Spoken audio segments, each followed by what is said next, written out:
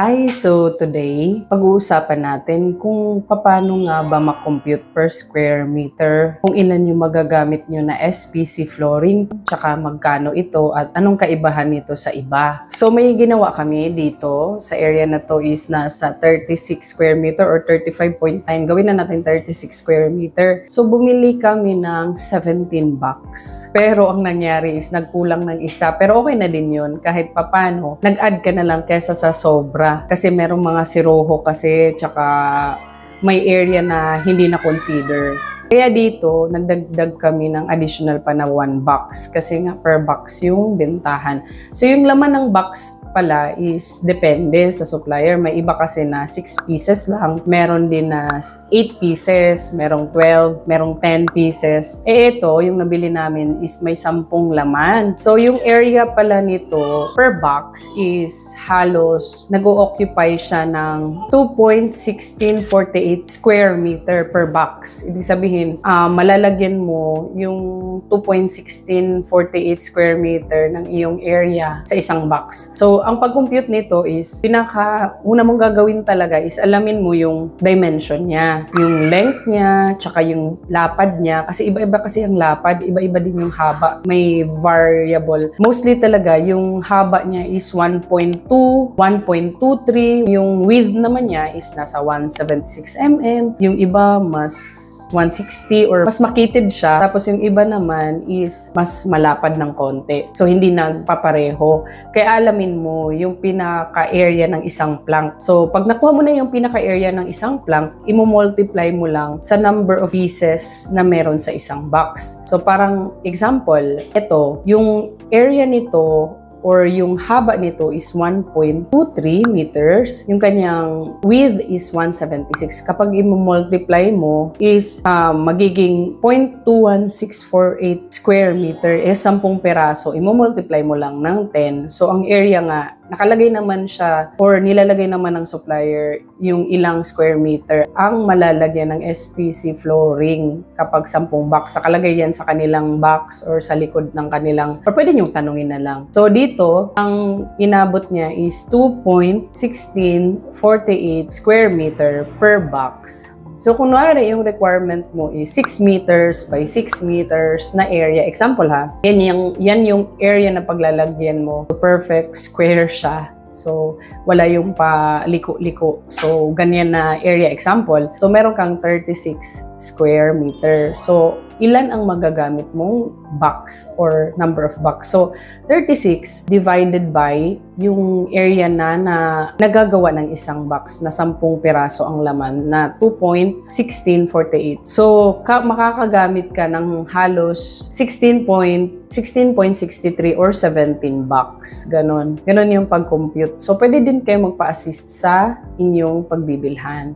So, ito namang napili namin, which is yung kulay nito is sandal white. Yung medyo nakikita lang talaga namin na unang tingin namin is meron lang siyang pagka-yellowish kung makikita nyo. Pero once nagka-dikit-dikit na sila, hindi naman. So, ginawa nga namin, pumunta talaga kami sa supplier at chinek kung baka old stock. Pero hindi naman. Ganun talaga yung kulay niya.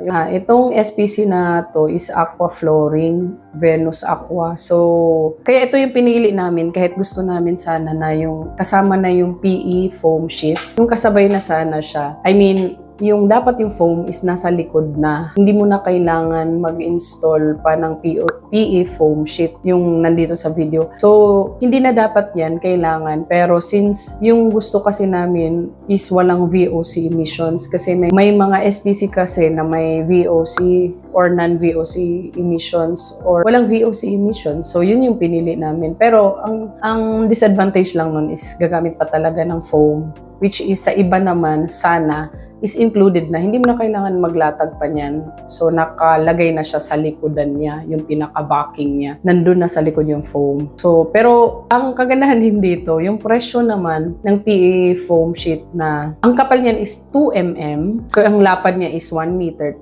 Tapos, yung pinakahaba ng rolyo is 50 meters, is 770 pesos lang. So, kayang-kaya ng lagyan yung 36 square meter na nilagyan namin dito. So, per box naman, yung SPC flooring na nabili namin since wala nga siyang kasamang foam, is mas mura talaga siya. So, nagkakahalaga lang siya ng 1,793 pesos. So, ang kapal nito or thickness nito is 6 mm na siya. Makapal na din kahit papano. Yung previous na ginamit namin sa kabila is nasa 4 mm lang yun. So, dito, 6 mm na siya. Yun lang, may PE foam sheet pa. Pero pag ito total mo, ang pinaka-inabot ng materials is nasa 33,000 pesos. Kasi ginawa naming 18 box yun eh. Nagkulang kasi kami ng isa pang box. Pero hindi lahat ng box na yun, nasa box na 10 peraso is naubos. Pero per box kasi yung bentahan. So, naka 33,000 kami. So, pagpapalagay natin na yung labor dito is, kasi 1 day lang ginawa. Tapos 3 tao, is aabutin lang ng, example lang ha, 7,000. So, yung pinaka-total mo is 7,000 plus 33,000, yung SPC tsaka foam na yon. So, amounting to 40K. So, 40,000 divided by 36 square meter. So, nagkakahalaga lang siya ng 1,111. Or say, gawin natin 1,200 per square meter. So, may materials na and installation. Pero again, yung presyo na yan, is magdidepende po sa type or sa supplier or kung anong gusto nyo na SPC flooring. Kasi may mas mahal talaga. Like, same quantity or same area ng paglalagyan. Mas madaming quantity kasi yung iba kasi hindi siya malapad or mas makitid talaga siya. So, mas madaming kailangan na plank. So, magdidepende yan. So, meron akong natanungan na ibang supplier. So, maganda talaga din sa kanila. Kasama na kasi yung